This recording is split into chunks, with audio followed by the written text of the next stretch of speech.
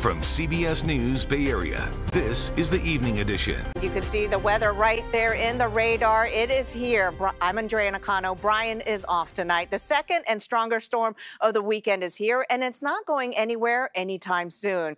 Here is a live look around the Bay Area. You're probably already feeling the rain or the wind, and maybe both. Let's get right to First Alert meteorologist Darren Peck for the latest on the conditions. Andrea, this one is going to be more impressive than yesterday's storm, both from its intensity and for how long it's sticking around.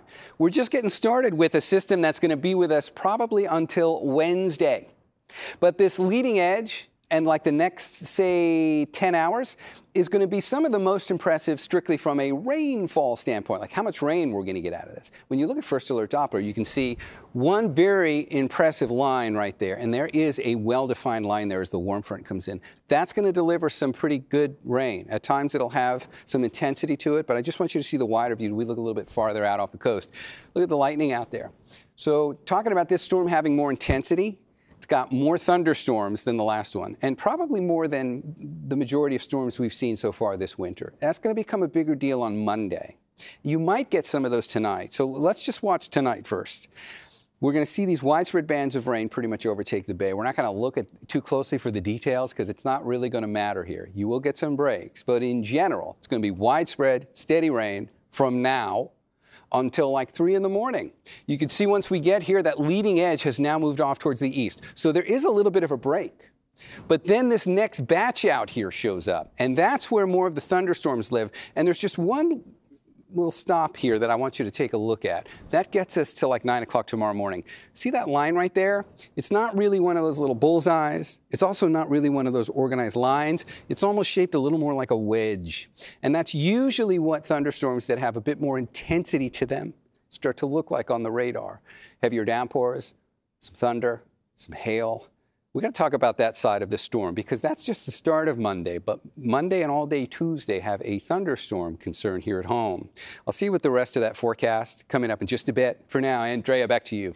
All right, thanks, Darren. Yesterday's storm wasn't too bad, but there was a little bit of damage. In Napa, fire crews cleared out this downed tree blocking Patrick Road. And whenever we get storms like this, that usually means the Sierra gets a solid round of snow. This weekend is no different. This is what it would look like a couple hours ago on 50 and 80. However, the snowpack is still not where it typically should be for this time of the year. Max Darrow joins us from the newsroom with more. While many of us may feel like all of the rain we've had recently has been somewhat of an inconvenience, the storms are proving to be beneficial for California's largest natural reservoir, the snowpack. When it comes to snowfall in the Sierra, February has been good to California. A beautiful day. Just ask Andrew Schwartz, who's the lead scientist here at the UC Berkeley Central Sierra Snow Lab in Soda Springs. Well, since the beginning of this month, we've come up quite a bit. We've come up about 25% in our statewide snowfall. And so that's looking very promising. We caught up with him after atmospheric river number 1 of the weekend and a little bit before the second one rolled in, when it looked like this on Sunday afternoon in Tahoe. Schwartz says the first storm brought about 7.5 inches of dense, wet, new snow. Is that the good kind? It depends on what you're trying to do. For skiing, you want that lighter, fluffier powder, but for our water resources, that dense, heavy, wet snow is always a good thing. But that was just the warm-up round, as the second atmospheric river is supposed to hit harder and linger longer. We're expecting plenty of that heavy snowfall, high winds over the next several days.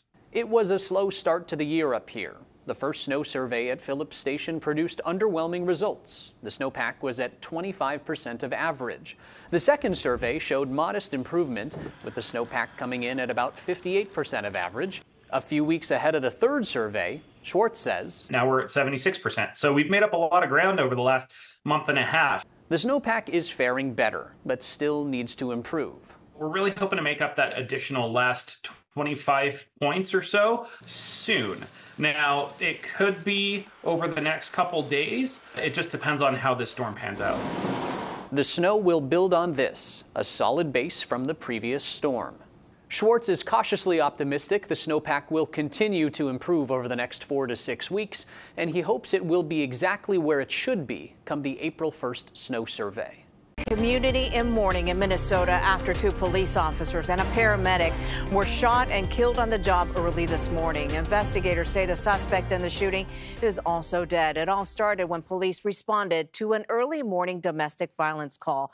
And this was in the town of Burnsville, a suburb of Minneapolis. Police say an armed man was barricaded inside a home with family members.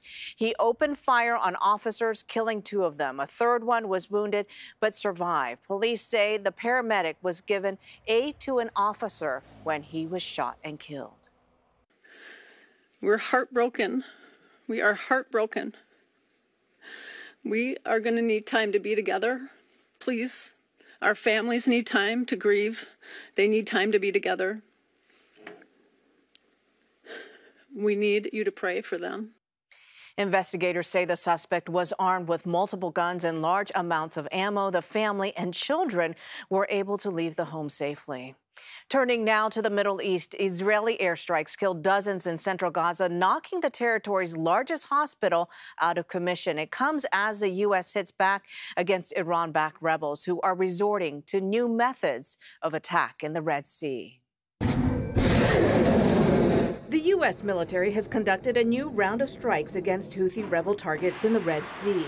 These new strikes include targeting what U.S. Central Command says is the first unmanned underwater vessel the Iranian-backed rebel group has used since the attacks in the Red Sea began. Meanwhile, dozens were killed in central Gaza after Israeli airstrikes struck there over the weekend.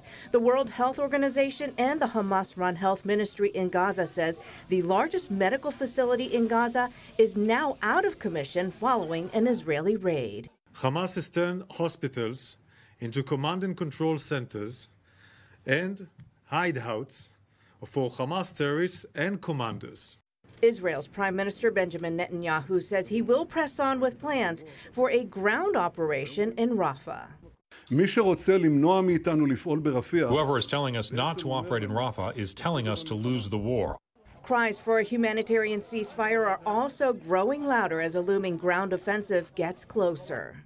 The Security Council should shoulder its responsibility and act immediately on stopping the fighting. Roughly 1.5 million people are living in Rafah, many of them sheltering there and in desperate need of essentials. I think if I'll get water today or not, and then I think about food.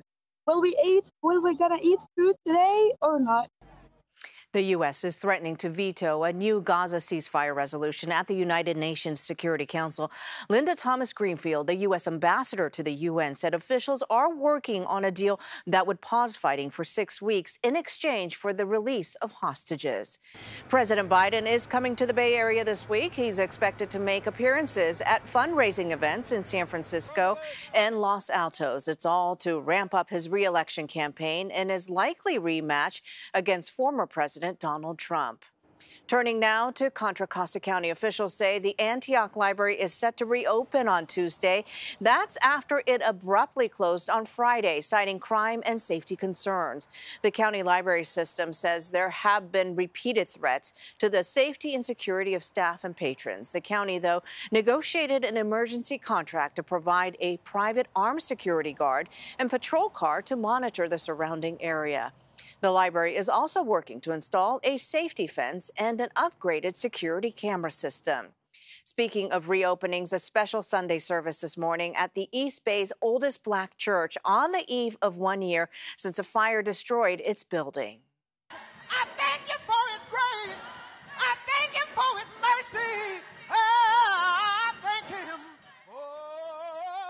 The First American Methodist Episcopal, or FAME, gathered in Oakland's Clawson neighborhood for a service. The theme was Up from the Ashes, a nod to their resilience. The church's building at Telegraph and 37th burned down 1 year ago tomorrow night. FAME had been using that building since the 1950s, but the church itself dates back to 1858. Since the fire, they've been able to occupy temporary spaces, including the Oakland Synagogue, Temple Beth Abraham, which offered its space shortly after the fire. Congregation and worship haven't slowed for FAME. They have some more Up from the Ashes events coming up, including a gospel concert tomorrow. Thank you so much for watching. 60 Minutes is coming up next.